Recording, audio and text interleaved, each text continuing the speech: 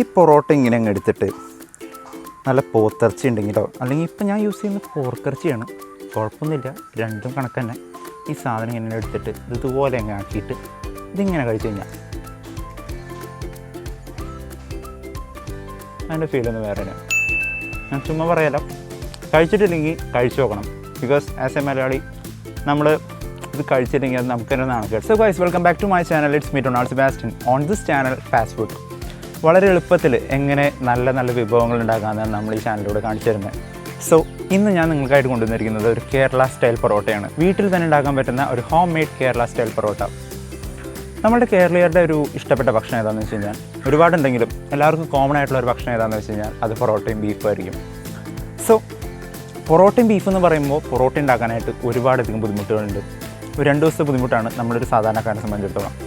ഞാനതിനെക്കുറിച്ചൊന്ന് analyse ചെയ്തു. ഒരു സിമ്പിളായിട്ടുള്ള സ്റ്റെപ്പുമായിട്ടാണ് ഞാൻ നിങ്ങളിലേക്ക് വന്നിരിക്കുന്നത്. ആൻഡ് സബ്സ്ക്രൈബ് ചെയ്യുന്നത് ഫ്രീ ആണ്.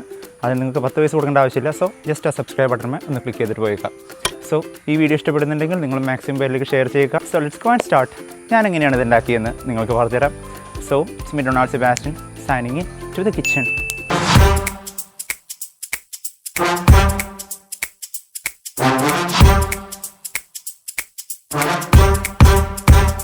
നമ്മൾ മലയാളികൾക്ക് പൊതുവേ പണിയെടുക്കാൻ മടിയുള്ളവരാണ്. സോ അങ്ങനെയുള്ളവർക്ക് വേണ്ടിയിട്ടാണ് ഈ ഒരു പൊറോട്ട ഞാൻ ഡെഡിക്കേറ്റ് ചെയ്യുന്നത്. സോ ഈ പൊറോട്ട ഉണ്ടാക്കാനായിട്ട് വളരെ ഈസി സ്റ്റെപ്പാണ്. ആദ്യമേ തന്നെ ഒരു 2.5 കപ്പ് മൈദ നമ്മൾ ജസ്റ്റ് ഒന്ന് ഇതുപോലെ എടുക്കണം. 2.5 കപ്പ്. നിങ്ങൾക്ക് വേണമെന്നുണ്ടെങ്കിൽ 1.5 കപ്പ് മൈദയും 1 കപ്പ് ആട്ടയും നിങ്ങൾക്ക് എടുക്കാം, നിങ്ങളുടെ ഇഷ്ടം. സോ ഇതുപോലെ എടുത്തതിന് ശേഷം നമ്മൾ ആവശ്യത്തിന് ഉപ്പ് നമ്മൾ ആഡ് ചെയ്ത് കൊടുക്കുക. ഉപ്പ് ഒരിക്കലും കൂടരുത്, കുറയുകയും ചെയ്യരുത്, കാരണം പണി പാളിപ്പോവും. അതിനുശേഷം ഒരു ടേബിൾ സ്പൂണോളം നെയ്യ് നമ്മൾ ചേർത്ത് കൊടുക്കുക. ഇതൊക്കെ ചേർത്ത് കൊടുത്തതിന് ശേഷം നമ്മൾ ഈ മിക്സിനെ നന്നായിട്ട് നമ്മൾ കൈകൾ യൂസ് ചെയ്ത് മിക്സ് ചെയ്ത് കൊടുക്കുക. അതിലേക്ക് കുറച്ച് വെള്ളം നമ്മൾ ആഡ് ചെയ്ത് കൊടുക്കുക. വെള്ളം ആഡ് ചെയ്തതിന് ശേഷം ഇതുപോലെ തന്നെ നന്നായിട്ട് മിക്സ് ചെയ്യുക. വെള്ളം ആഡ് ചെയ്യുമ്പോൾ നിങ്ങൾ സൂക്ഷിക്കണം, അധികം വെള്ളം നിങ്ങൾ ആഡ് ചെയ്യരുത്. ആഡ് ചെയ്ത് കഴിഞ്ഞാൽ ഞാൻ നേരത്തെ പറഞ്ഞ പോലെ തന്നെ പണി പാളിപ്പോവും. സോ അധികം വെള്ളം ചേർക്കാതെ തന്നെ ഇതുപോലൊരു ബോൾ ഷേപ്പിലോട്ടാക്കി എടുക്കുക. നന്നായിട്ട് തന്നെ കുഴച്ച് നല്ലൊരു മാവ് ഫോമാക്കിയിട്ട് നല്ലോണം തന്നെ ഒരു ബോളാക്കി എടുക്കുക. അതിനുശേഷം നമ്മൾ ഉണ്ടാക്കി വെച്ചിരിക്കുന്ന ഈ ഒരു ബോളിനെ നമ്മളൊരു 10 മിനിറ്റോളം നമ്മൾ റെസ്റ്റ് ചെയ്യാൻ വെക്കുക. ഇതുപോലെ പാത്രം വെച്ച് അടച്ചു വെച്ചിട്ട് അതിനുശേഷം ഇതിനെ ജസ്റ്റ് ഒന്ന് എടുത്തിട്ട് ഒന്നും കൂടി പതുക്കി ഒന്ന് കുഴച്ചതിന് ശേഷം ചെറിയ ചെറിയ ബോളുകളാക്കി നമ്മളിതിനെ ഫോം ചെയ്യുക.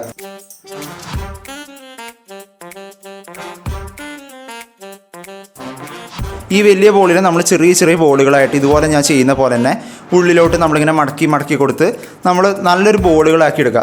ഞാനിങ്ങനെ ചെയ്യുന്നത് എന്താണെന്ന് വെച്ച് കഴിഞ്ഞാൽ പൊറോട്ട ഉണ്ടാക്കാനായിട്ട് നമ്മൾ ഏകദേശം ഒരേ ഷേപ്പിലുള്ള ബോളുകളാണ് നമുക്ക് ആവശ്യം.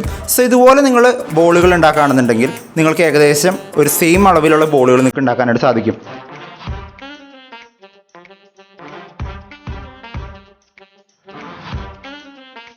സോ ഈ ഉണ്ടാക്കി വെച്ചിരിക്കുന്ന ഈ ബോളുകൾ നമുക്കൊന്ന് പരത്തിയെടുക്കണം.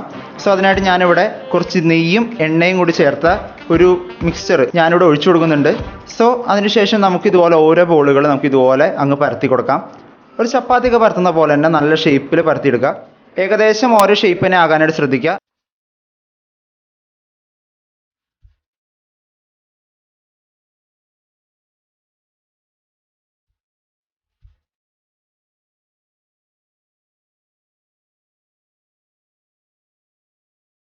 സോ എല്ലാ ബോളുകളും ഇതുപോലെ തന്നെ നല്ല രീതിക്ക് പരത്തിയെടുക്കുക. ഞാനിപ്പോൾ ഏകദേശം ഓരോ ഷേപ്പിൽ തന്നെയാണ് ഉണ്ടാക്കിയിരിക്കുന്നത്. സോ ഇതുപോലെ തന്നെ നല്ല ഷേപ്പിൽ ഫോം ചെയ്യാനായിട്ട് ശ്രദ്ധിക്കുക. സോ ഇവിടെ ഞാനിപ്പോൾ 6 ഞാൻ ഉണ്ടാക്കിയിട്ടുണ്ട്. ഈ 6 നമുക്ക് ഓരോന്നായിട്ട് നമുക്ക് ലെയറായിട്ട് നമുക്ക് വെക്കണം. സോ നിങ്ങൾക്ക് വേണമെന്നുണ്ടെങ്കിൽ എന്തെങ്കിലും ഫ്ലേവറിങ്ങിനായിട്ട് നിങ്ങൾക്ക് മല്ലിയില വേണമെങ്കിൽ മല്ലിയില ചേർക്കാം. അതൊക്കെ നിങ്ങളുടെ ഇഷ്ടം. അത് എക്സെപ്ഷൻ കേസാണ്, നിങ്ങൾക്ക് വേണമെന്നുണ്ടെങ്കിൽ മാത്രം ചെയ്താൽ മതി.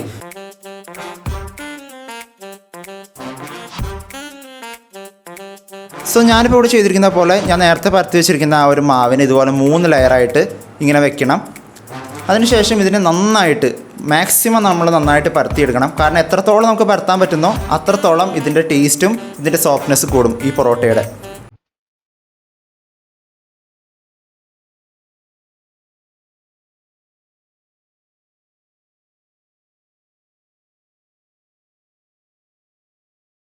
ബാക്കി 3 ഇതുപോലെ തന്നെ ലെയറുകളാക്കി വെച്ചതിന് ശേഷം ഇതുപോലെ തന്നെ പരത്തിയെടുത്ത് നല്ല ഭംഗിയിൽ നല്ല റോളാക്കി ഇടുക.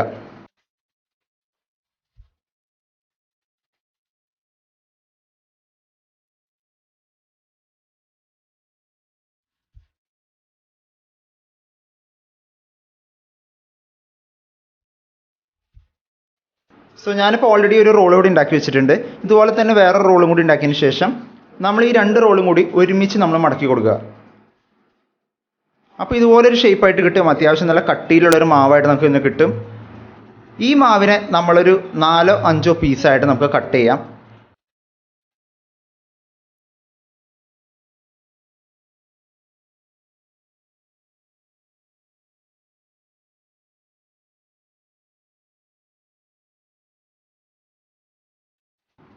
സോ അപ്പോൾ ഈ കട്ട് ചെയ്തിരിക്കുന്ന മാവ് നല്ല ഷേപ്പിൽ നമുക്ക് കിട്ടിയിട്ടുണ്ട്. സോ ഇതുപോലെ ലെയറുകളായിട്ട് നമുക്ക് ഇതിൻ്റെ ഉള്ളിൽ കാണാൻ പറ്റും. ഇതുപോലെ തന്നെ കാണണം. സോ ഈ ലെയറുകൾ നമുക്ക് നന്നായിട്ടൊന്ന് പരത്തിയെടുക്കണം. സോ അതിനായിട്ട് നമ്മുടെ കൈകൾ യൂസ് ചെയ്തിട്ട് തന്നെ ജസ്റ്റ് ഇതുപോലെ നന്നായിട്ട് പരത്തി കൊടുക്കുക. നല്ലൊരു പ്ലെയിൻ സർഫസിൽ വെച്ചതിന് ശേഷം നന്നായിട്ട് അങ്ങ് പരത്തി കൊടുക്കുക.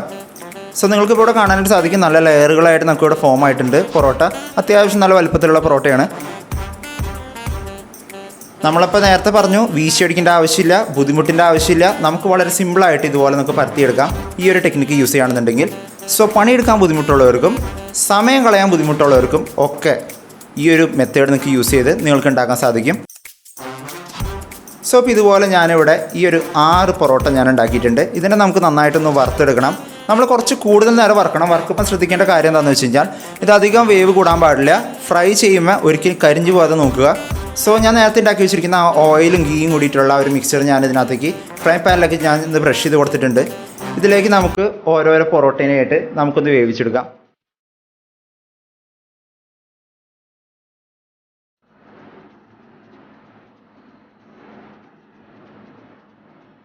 നമ്മൾ എണ്ണ നന്നായിട്ട് തടവി കൊടുക്കണം മുകൾ ഭാഗത്ത് താഴെ ഭാഗത്തായിട്ട്, അല്ലെങ്കിൽ ഇത് ശരിക്കും കരിഞ്ഞു പോകാനുള്ള ചാൻസ് ഉണ്ട്. ഇതിൻ്റെ സ്മൂത്ത്നെസ് കൂടാനായിട്ട്, ഇതിൻ്റെ ടേസ്റ്റ് കൂടാനായിട്ട് നമ്മൾ ഇടയ്ക്കിടയ്ക്ക് നമ്മൾ ഈ ഓയിലും ഗീയും കൂടി ചേർത്തിരിക്കുന്ന ആ ഒരു മിക്സർ നമ്മളിങ്ങനെ തടവി കൊടുക്കണം.